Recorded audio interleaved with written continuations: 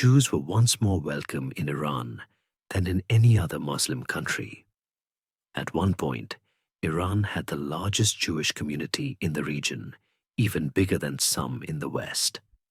But within just a few years, it all vanished.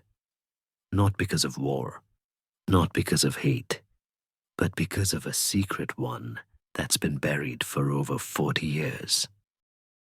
Let's rewind the clock a couple thousand years before nukes, before oil, before Twitter wars and spy drones, all the way back to ancient Persia. That's right, we're talking Cyrus the Great.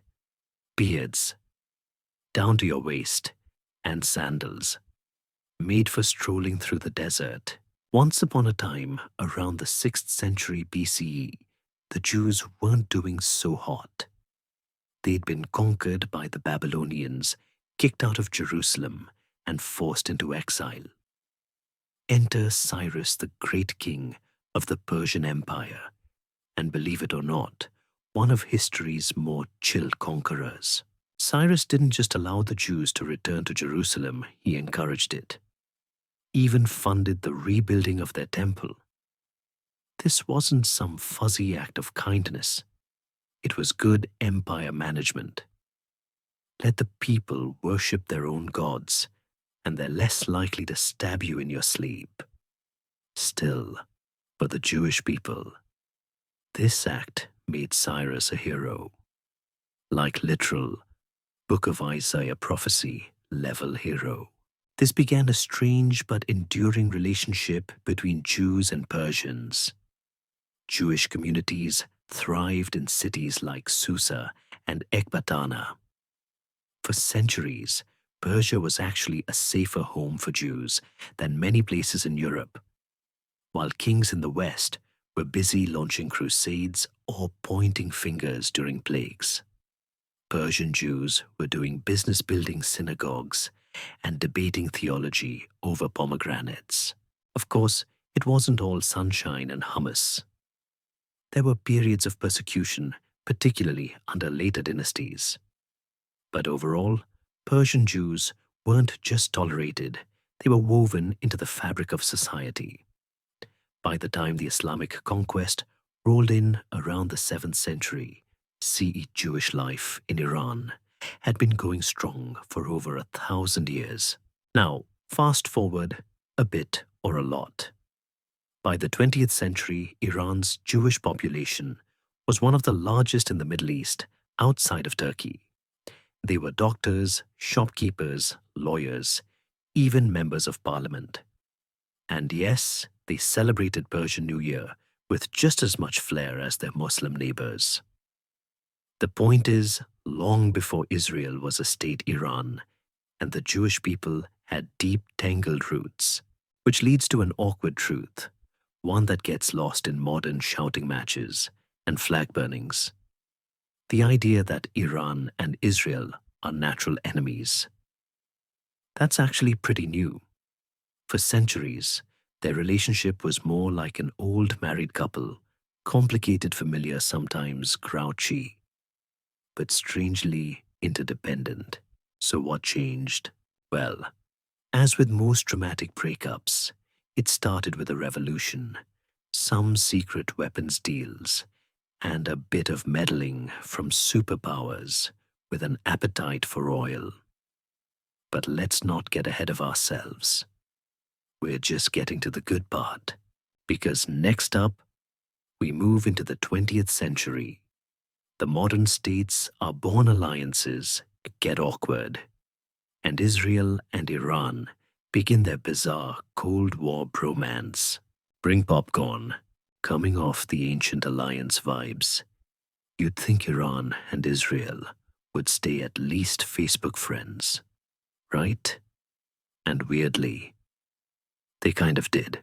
When Israel declared independence in 1948, the Middle East did what the Middle East does best collectively, freaked out.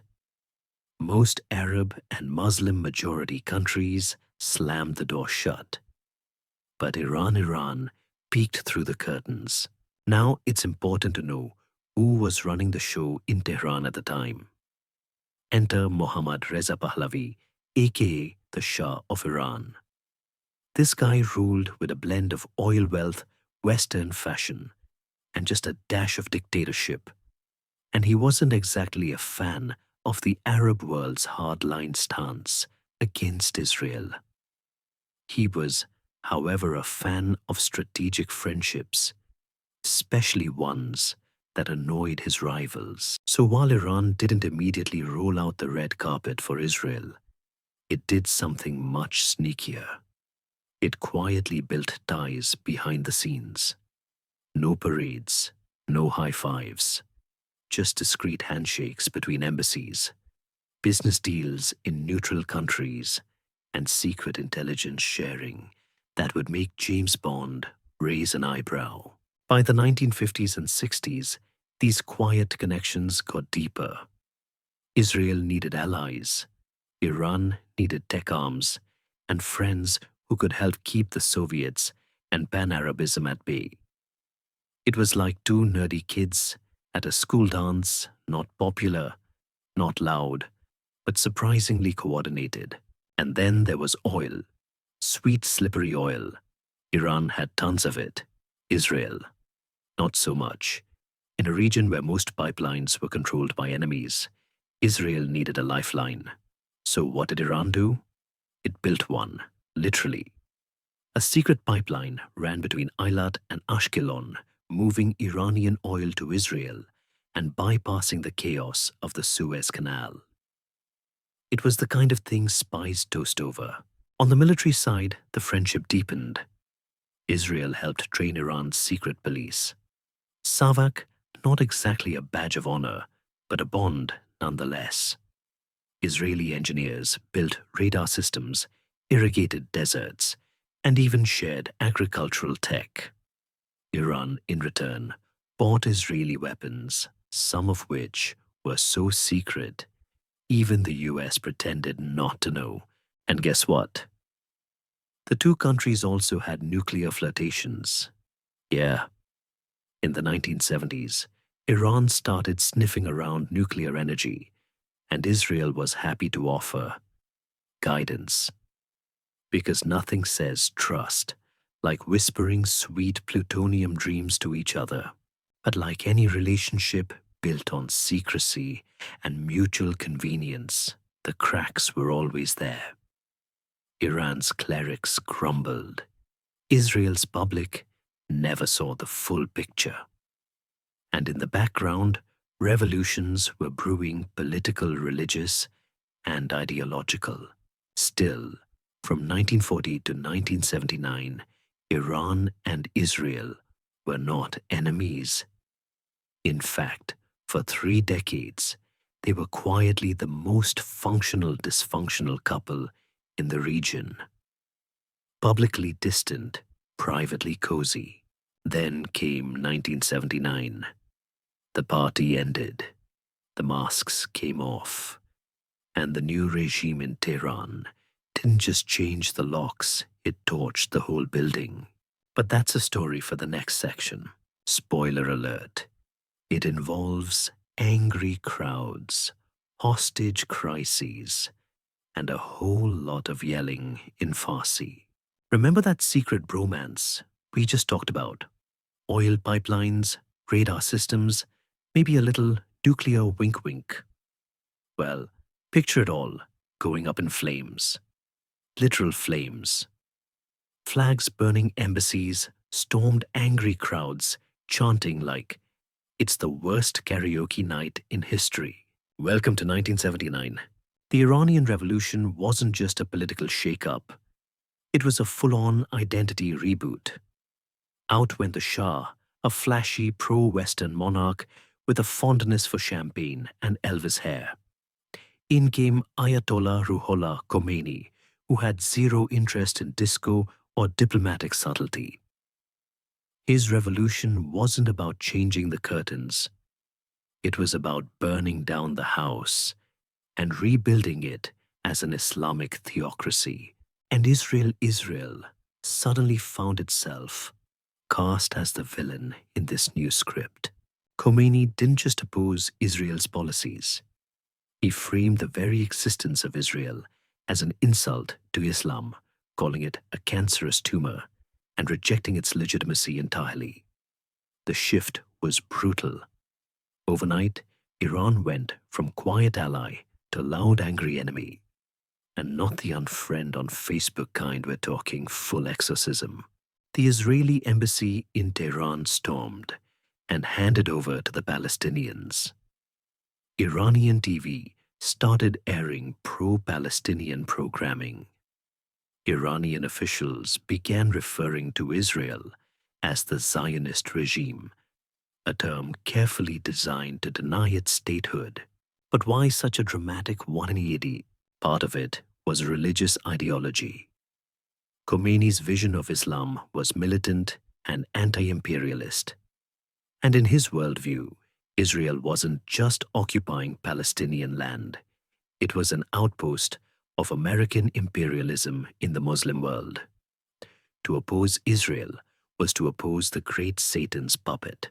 And let's not forget domestic politics. Khomeini needed enemies, clear foreign enemies, to unify the revolution. America, check. Israel, double check. It was politically useful to paint the Shah as a traitor who sold out to Zionists and infidels. Dismissing Israel wasn't just ideological, it was good PR. Meanwhile, Israel was stunned. Diplomats were yanked out. Intelligence ties, poof gone. All those secret deals cancelled with extreme prejudice. That oil pipeline dried up. The friendship that had tiptoed through decades of discreet cooperation collapsed in one furious outburst, and it only got frostier from there. Iran began funding and hosting Palestinian resistance groups. Israeli officials publicly called Iran the biggest threat to peace in the region. The language between them became more theatrical, more biblical, like two ancient prophets shouting across a canyon with bullhorns. And just when you thought it couldn't get any messier, it did, because the Iran-Iraq war was about to start. And let me tell you, nothing complicates an already messy breakup like a third party with a mustache and a grudge. But here's the funny thing, okay? Maybe not haha funny, more like huh? Funny. Even after all this posturing and enmity, Israel didn't immediately slam the door on Iran. Because in geopolitics, sometimes your mortal enemy's enemy is still someone you might need to do business with. We'll get into that next. For now, just picture this: Iran and Israel, once secret partners, now full-blown enemies, but still keeping tabs on each other. Like toxic exes who won't stop checking each other's Instagram stories. Because in the Middle East, even the fiercest breakups don't always mean goodbye. So the year is 1980. Iran's in revolutionary chaos. Half the country is still recovering from beard-growing contests and constitution rewrites. And then, boom, Saddam Hussein knocks on the door with tanks. Technically, he blasts the door open. The Iran-Iraq war had begun. And it was ugly. We're talking trench warfare gas attacks, missiles on cities, the kind of war that makes you wonder if anyone actually read the Geneva Conventions or just used them as coffee coasters. Now you might assume Israel, still fuming from Iran's hostile pivot, would be rooting hard for Saddam. I mean, here's Iraq, a Sunni-led dictatorship invading the revolutionary Shia theocracy that just declared Israel the ultimate evil. What's not to like, right? But no, that's not how this played out.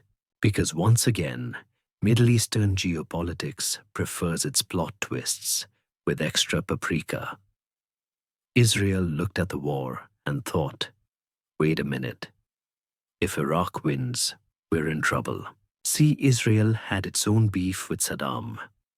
Iraq was armed to the teeth, rich with oil money, and not exactly subtle about its hatred for Israel.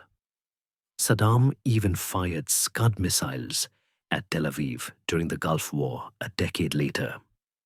So if Iraq crushed Iran and emerged as the dominant power in the region, not ideal, which led to the unthinkable.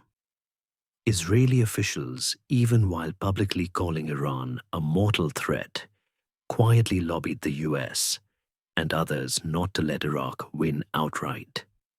Why? Because a weakened but surviving Iran was better than a victorious, emboldened Saddam Hussein. And guess what? That sentiment turned into action. There were whispers of weapons transfers, spare parts for American-made jets, intel sharing. Nothing official, nothing on paper, just enough to help Iran keep its head above water while avoiding full-on, hey, we're friends again, awkwardness. One of the most notorious moments came a few years later with the whole Iran-Contra debacle. You know, the one where the US sold weapons to Iran via Israel to secretly fund anti-communist rebels in Nicaragua. Yeah, that one. It's like someone dared the world's superpowers to write the weirdest script imaginable, and they just kept adding subplots.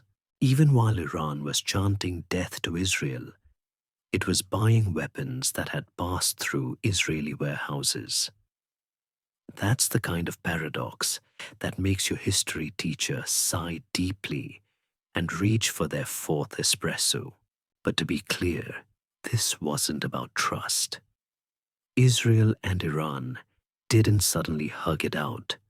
This was pure cold strategy. Israel didn't want Iran to win.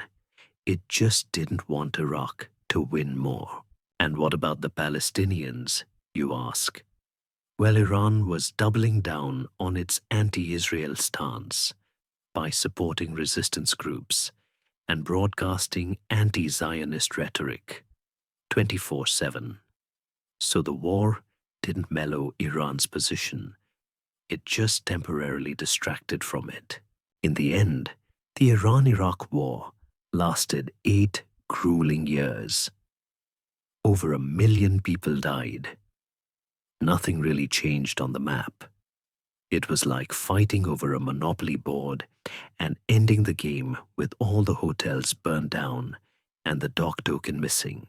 But for Israel, the war revealed a valuable, if morally murky, lesson in the Middle East.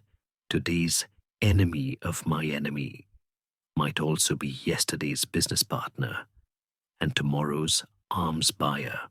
It's a region where ideology matters, but survival matters more.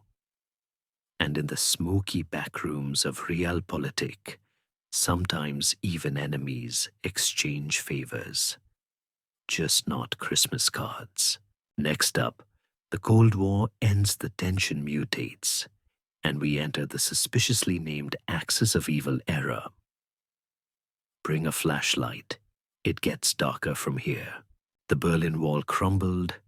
Soviet communism went poof. McDonald's showed up in Moscow. And for about 15 minutes, the world thought maybe, just maybe, things might calm down. Yeah, no. In the Middle East, the 1990s didn't bring peace. They brought more plot twists than a daytime soap. And for Iran and Israel, it was like watching an old grudge mutate into something meaner, sneakier, and harder to define. Let's set the stage. Iran was emerging from the ashes of the Iran-Iraq War. Tired, bruised, but still standing and still revolutionary. The country doubled down on its death to Israel rhetoric. But this time, it started backing it up with real strategy, building alliances with proxy groups like Hezbollah, in Lebanon, Islamic Jihad, in Gaza, and later Hamas. Israel, on the other hand, was feeling kinda optimistic at first. It had won big in the Gulf War by doing nothing. Seriously. When Saddam fired missiles at Tel Aviv, Israel didn't retaliate under US pressure to keep the Arab coalition from falling apart. That earned them some quiet diplomatic points. Then came the Oslo Accords in 1993, and for a moment, peace with the Palestinians looked possible. But under the surface, the Israel-Iran Cold War was heating up. One huge moment came in 1992 when Iran and Hezbollah were linked to the bombing of the Israeli embassy in Buenos Aires, Argentina. 2 years later, they were tied to another bombing there, this time targeting a Jewish community center. These attacks weren't random. They were loud signals that Iran's long-distance arm had grown longer and deadlier.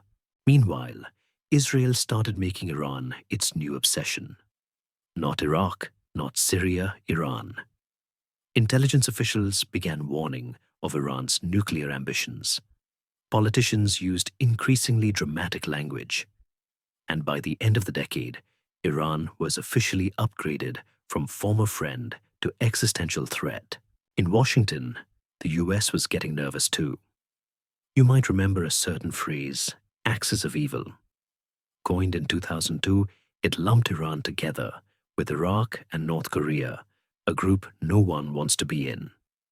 But the seeds of that idea, planted during the 90s as Iran's regional influence grew, and its ideology refused to soften. But here's the twisty part. Iran wasn't just sponsoring terror groups and clashing with Israel's existence. It was also slowly re-entering the international economy. European countries were investing. Oil exports were booming. There was a tug-of-war between engage Iran and isolate Iran. And Israel was firmly in the isolate camp. For Iran, this wasn't just a political disagreement. They viewed Israel as not just illegitimate but dangerous, a Western outpost planted in the Islamic world. And they saw every Israeli drone strike every peace accord with an Arab country as proof that Zionist influence had to be checked. On the flip side, Israeli leaders watched every speech by Iranian clerics like they were decoding prophecy. They saw Iran's support for armed groups, its rejection of peace with Palestine, and its work with rogue regimes like Syria and Sudan as undeniable proof Iran wasn't just talking. It was planning, and remember, by this time, both sides had lost all trust in diplomacy. It was cloak and dagger mode, espionage, black ops, smiling at the UN while plotting sabotage behind the curtain. If the 1980s were a weird frenemy phase, the 1990s were the paranoid thriller years. Everyone had a dossier. Everyone suspected the worst. And the real war was happening behind the headlines, in embassies, hotel rooms, encrypted messages, and the occasional explosion. So when the 2000s rolled around and Iran's nuclear program started taking center stage, it wasn't out of nowhere. It was the next logical step in a rivalry built on suspicion, betrayal, and the occasional arms deal gone sideways. Coming up, uranium centrifuges, secret labs, and a tiny worm that changed cyber warfare forever. You'll want goggles for this one. It glows. Let's dim the lights, cue the ominous music, and grab a lead apron, because things are about to get nuclear. Literally. As the new millennium dawned, Iran's nuclear program shifted from a vague concern to a blinking red light on Israel's radar. Now, the idea of Iran using nuclear energy wasn't new. Back in the 1970s, remember when the Shah was still rocking the throne And disco wasn't ironic. The US actually encouraged Iran to pursue civilian nuclear tech. Yes, that US. They even signed contracts to help build nuclear reactors. But post-revolution Iran wasn't exactly sticking to the original energy-only game plan. In 2002, a dissident group dropped a bombshell Iran had secret nuclear facilities in Natanz and Iraq. These weren't small labs. These were full-scale operations with enough centrifuges to make even the most stoic IAEA inspector raise an eyebrow and probably a Geiger counter. Israel's response: immediate panic. And by panic, I mean extremely calm and calculated panic. Behind the scenes, Israeli intelligence launched a mission to slow or stop Iran's nuclear progress. Publicly, officials warned of a ticking clock. Privately, they got to work with spy games that would make Jason Bourne jealous. Enter Operation Olympic Games. No, not the torch and track event, the cyber sabotage operation co-developed by the US and allegedly Israel. Their weapon of choice, a computer worm called Stuxnet. Stuxnet was no ordinary virus. It was the first known cyber weapon to cause physical destruction. It wormed its way into Iranian nuclear computers, spun centrifuges too fast or too slow, and made engineers think they were losing their minds, all without blowing up a single building. It was stealthy. It was genius. It was, frankly, the world's nerdiest act of war. But Israel wasn't done. Between 2010 and 2012, a series of Iranian nuclear scientists began having, let's call them, unexpected bad days. Motorcycle assassinations, magnetic bombs, mysterious explosions. It was like a dark magic show with permanent consequences. Iran, of course, pointed the finger squarely at Israel. Israel, of course, responded with its classic shrug and smile routine. Us, sabotage, who was we, were too busy planting trees and perfecting our hummus. By this point, Iran's nuclear program had become the central symbol of the entire conflict. For Israel, it represented an existential threat, the nightmare of a theocratic regime openly calling for its destruction, armed with the most terrifying weapon imaginable. For Iran, it was about pride, deterrence, and defiance. Nuclear power meant regional respect. It meant not being bullied. It meant flipping the script. Cue international drama, sanctions hit. The UN stepped in. The IAEA tried to inspect, but Iran played a constant game of, now you see me now, you don't. Western powers negotiated. Iran stalled. Israel threatened airstrikes. And the rest of the world held its breath. Behind the bluster, both countries were doing some serious math. Could Israel actually strike Iran's facilities? Technically, yes, but it would be risky. Iran's sites were deep underground, spread out, and heavily defended. A full strike could ignite a regional war, not exactly a chill Tuesday. On the other hand, if Iran did get the bomb, it would change everything.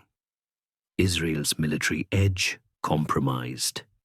The balance of terror in the region tilted. Other countries, Saudi Arabia, Turkey, Egypt, might rush to develop nukes too. So what did Israel do? It kept up the pressure and the sabotage. And the speeches at the UN involving cartoon bombs remember that moment, all while nudging the US toward tougher deals and more inspections. And Iran, it kept enriching uranium, insisting it was all for peaceful energy. But the centrifuges kept spinning, and the rhetoric kept smoldering. By the end of the 2010s, this wasn't just a standoff. It was a high-stakes thriller with no commercial breaks. And the worst part, no one really knew how close Iran was to the bomb, or whether Israel would strike first, or if Stuxnet had just been a preview. So yeah, if you weren't already sleeping with one eye open, now might be a good time to start. Next up, drones, airstrikes, and battles without uniforms. The shadow war goes full tilt. At this point, the Israel-Iran conflict had stopped being a war of words and become something way cooler in movies and way scarier in real life, a shadow war. Now, what's a shadow war? You ask. Think of it as a fight with no uniforms, no declarations, and no press conferences. Just a lot of mysterious explosions, anonymous cyber attacks, and military strikes. That definitely didn't happen. But also, oops, sorry, if your weapons depot exploded, and no place glowed with more tension than Syria. After the Arab Spring turned into the Arab slide into chaos, Syria collapsed into civil war. Iran saw an opportunity and grabbed it with both hands.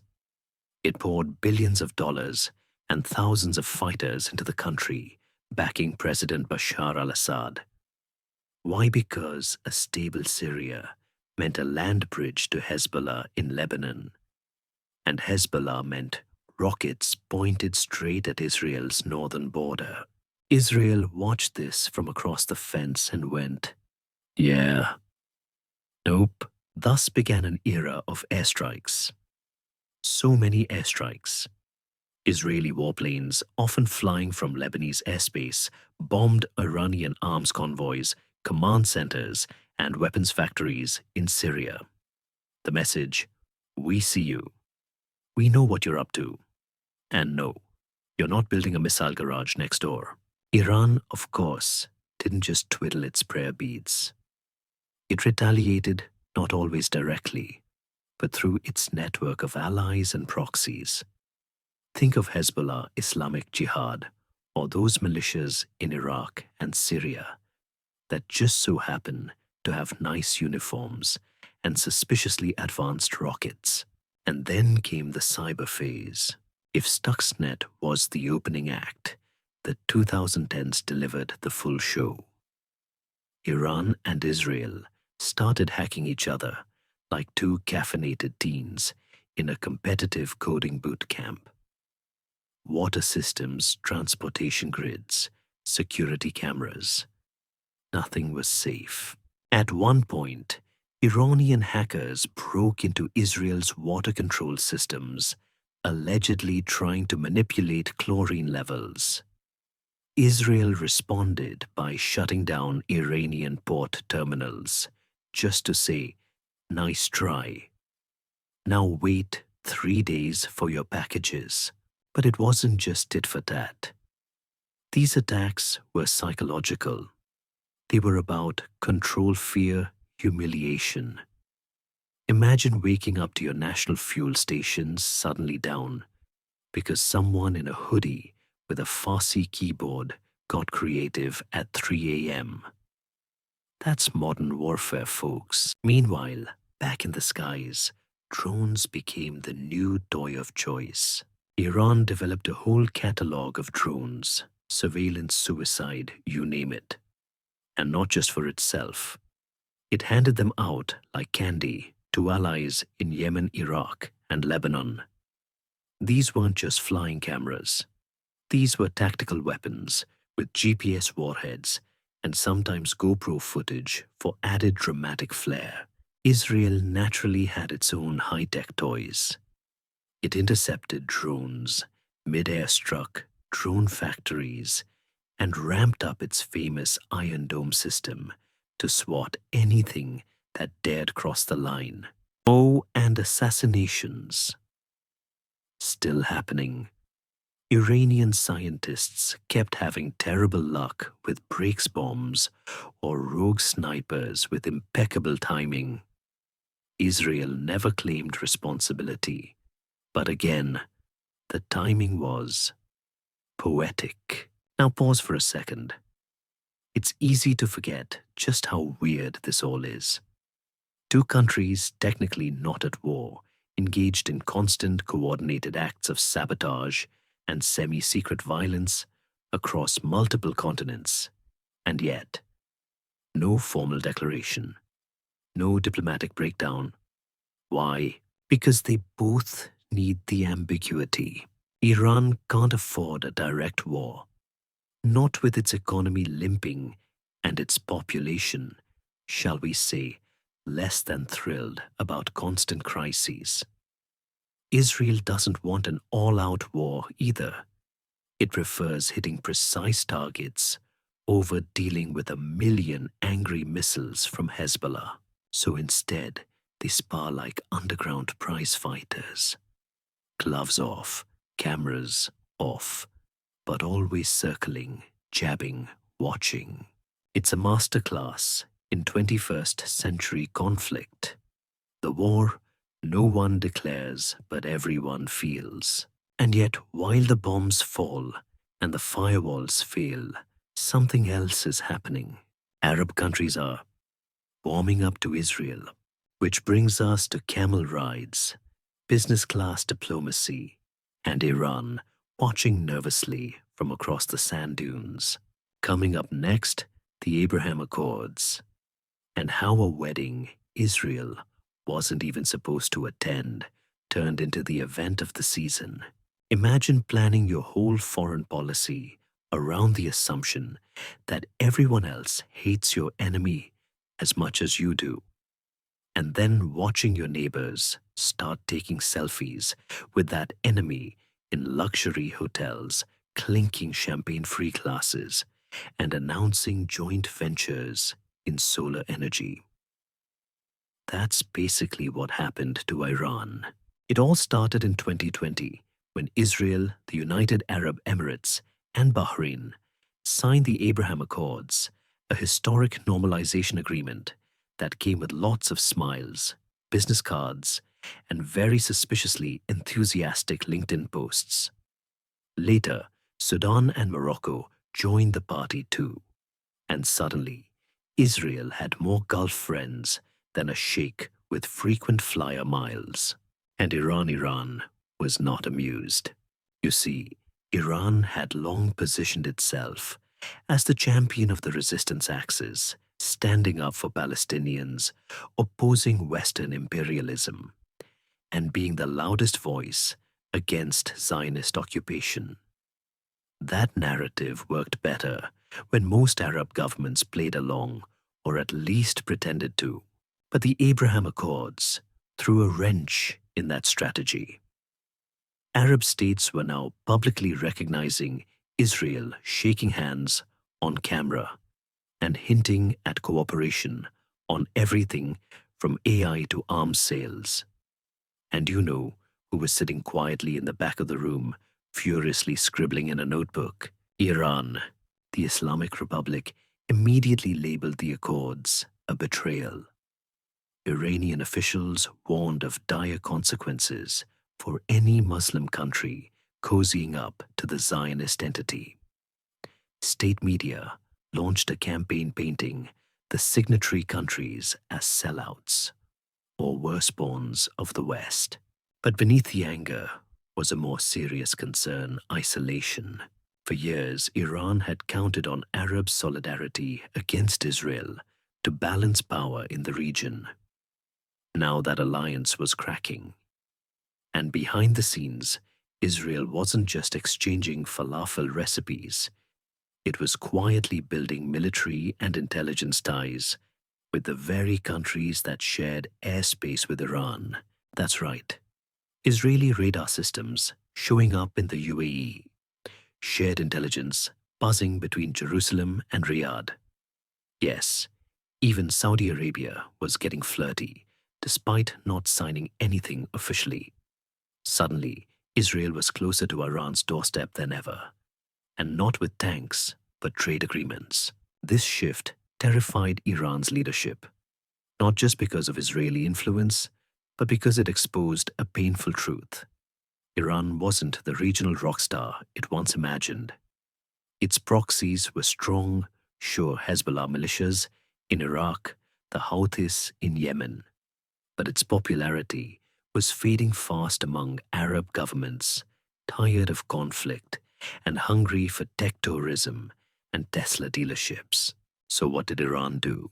It doubled down, ramped up its anti-normalization messaging, boosted weapon shipments to allies, accused Gulf states of letting Israel spy on Iranian territory. Oh, and just for good measure, launched a few cyber attacks to remind everyone it was still in the game. Meanwhile, Israel's PR campaign went full glitz. Delegations of business people, kosher food festivals in Dubai, Hebrew signs at Gulf airports. It was like Birthright, but with more luxury retail. But here's the kicker. While governments were signing accords, people were still divided. Polls in many Arab countries showed lukewarm or even negative public sentiment toward normalization. Iran tried to tap into that, framing itself as the only country still standing up for Palestinian rights while others sold out. Whether or not that message sticks long-term TBD, what's clear is this. The Abraham Accords marked a strategic earthquake. They shifted alliances, changed how Israel fit into the region, and left Iran feeling encircled, outflanked, and increasingly on edge. And when Iran feels cornered, it acts out, usually not directly, but through proxies. Which brings us to the next chapter in our tale, the unofficial, undeclared, but unmistakably hot conflict playing out through militias, missiles, and media spin.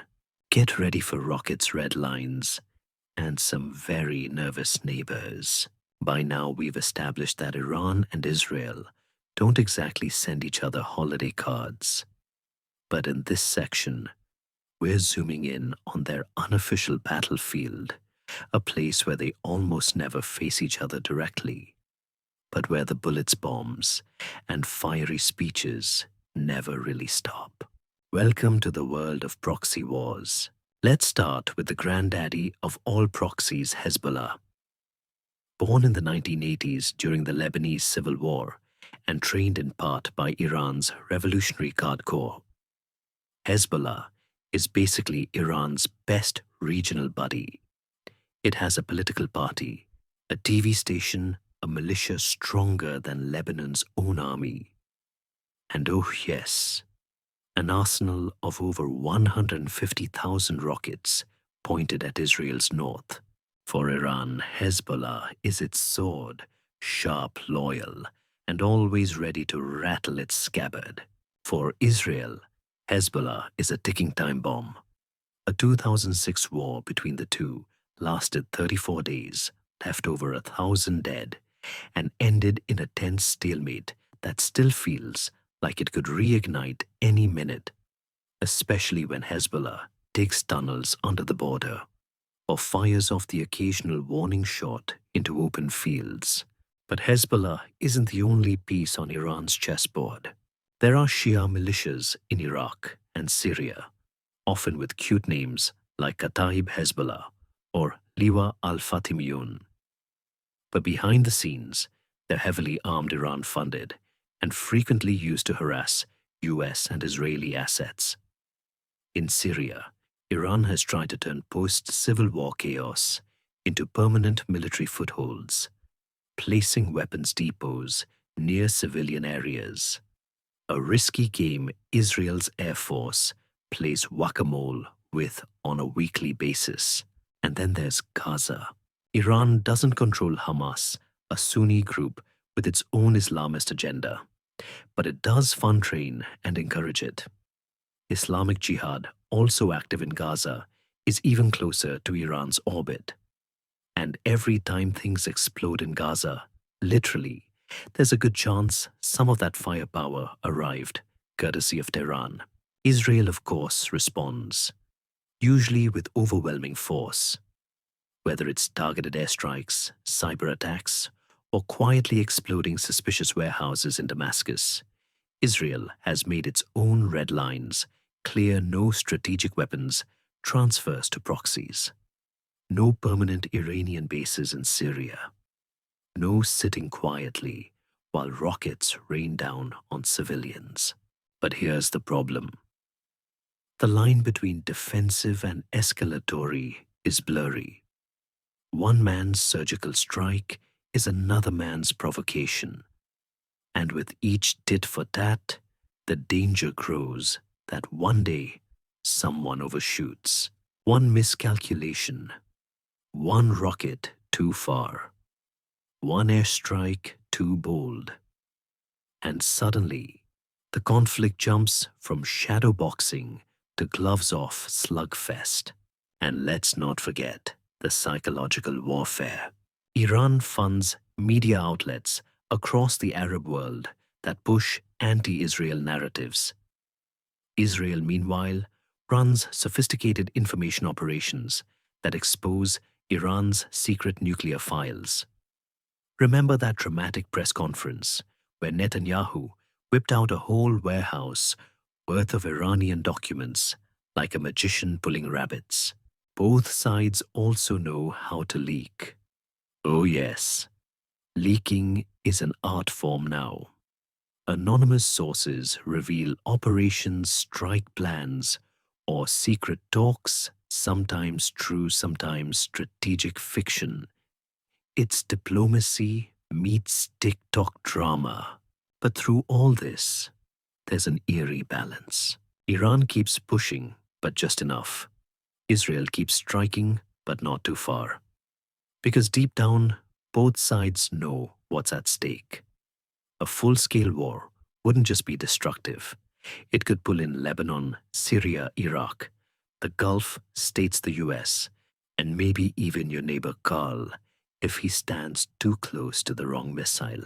So the proxy war continues. Unofficial, unacknowledged, unending.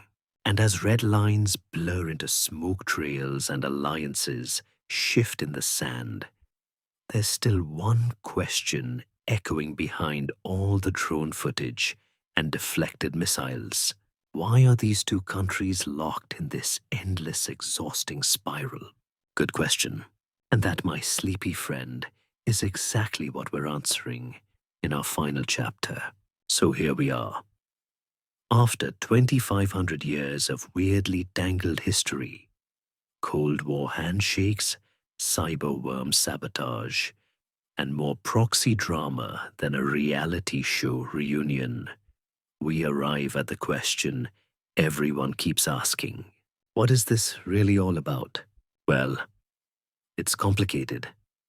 Shocking, I know. Let's start with the obvious one: ideology. The Islamic Republic of Iran is not just any country. It's a state built on revolutionary theology, and central to that theology is opposition to Western dominance and the Zionist regime. From the moment Khomeini stepped off that plane in 1979, Iran made it crystal clear it doesn't recognize Israel. Not diplomatically, not morally, not even on maps. This isn't just posturing. It's written into slogans, textbooks, Friday sermons. Supporting Palestine isn't just a political issue, it's a pillar of legitimacy. To change course would be like a magician explaining his own trick. The whole show would collapse. Now flip the map. Israel is a small country, smaller than New Jersey, surrounded by adversaries, many of whom have called for its destruction at one point or another.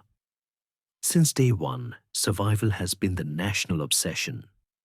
And when a large, well-funded, missile-happy country, like Iran, openly vows to wipe you out.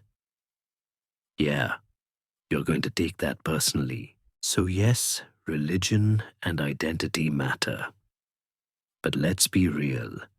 This isn't just about theology or whose flag waves over Jerusalem. It's about power. Iran wants to be the dominant force in the region, a heavyweight on par with Saudi Arabia, Turkey, and yes, Israel. That means expanding influence, supporting allies, and keeping the resistance brand alive. Israel, meanwhile, wants to maintain military and technological superiority, keep its citizens safe, and ensure it's not boxed in by hostile regimes or a nuclear-armed neighbor with trust issues. At its core, this is a security dilemma, that delightful academic term that basically means I build a fence to feel safe. But you think it's a sign I'm planning to invade, so you build a fence. And suddenly, we're both building fences and eyeing each other like paranoid raccoons. Add in history trauma and a few superpower interventions, hi America and Russia, and you've got yourself a conflict that keeps renewing itself like a Netflix subscription you meant to cancel. But here's the quiet twist for all the shouting. There's also restraint. Israel has the firepower to launch full-scale war. It hasn't. Iran could unleash its proxies all at once. It hasn't. Because underneath the fury is a reluctant understanding both sides know the cost of crossing certain lines. So instead, they stay in this grim ballet, striking, threatening, retreating posturing. Always on the edge, never quite falling off. So what's the real reason for the conflict? It's not just ideology, not just nukes, not even just land. It's fear.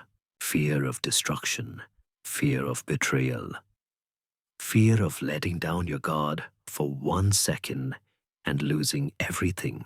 And fear, my friend, is a powerful fuel. It keeps the drones flying, the hackers typing, the rockets launching, and the diplomats sighing into their espresso. Will it ever end? Maybe. When both countries decide that survival doesn't have to mean dominance. When paranoia gives way to pragmatism. When their leaders or their people ask, is this eternal enemy dance actually making us safer or just more exhausted?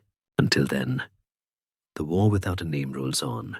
But you've reached the end of this journey. Now let's gently step away from the missiles and the shouting crowds and into a quieter place. Let your breath slow now. The shouting has faded. The maps and the missiles, the deals and denials, all shelved for the night. You've heard their history, seen how tangled it is, how every handshake hides a scar, and every scar whispers a story. And yet, despite it all, life goes on. A family in Tel Aviv waters their garden. A student in Tehran scrolls their phone beneath fairy lights. They've never met, probably never will, but they dream the same small dreams, peace, purpose, and maybe just a little more sleep. Wars don't only happen with tanks. They happen in speeches, in stories, in what people are told to fear. But peace begins in whispers, in pauses, in seeing the other side not as a monster, but as human. It's not easy. It's not fast. But maybe you're already doing it by listening. So tonight, let the politics rest. Let the tension unravel like smoke from a forgotten battlefield. Let it fade. Close your eyes now. You've walked through millennia of secrets, betrayals, and strange bedfellows.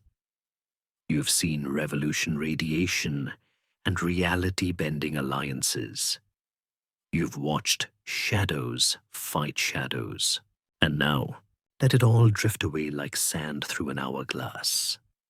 Slow, quiet, ancient, because history never really ends. It just sleeps for a while, just like you.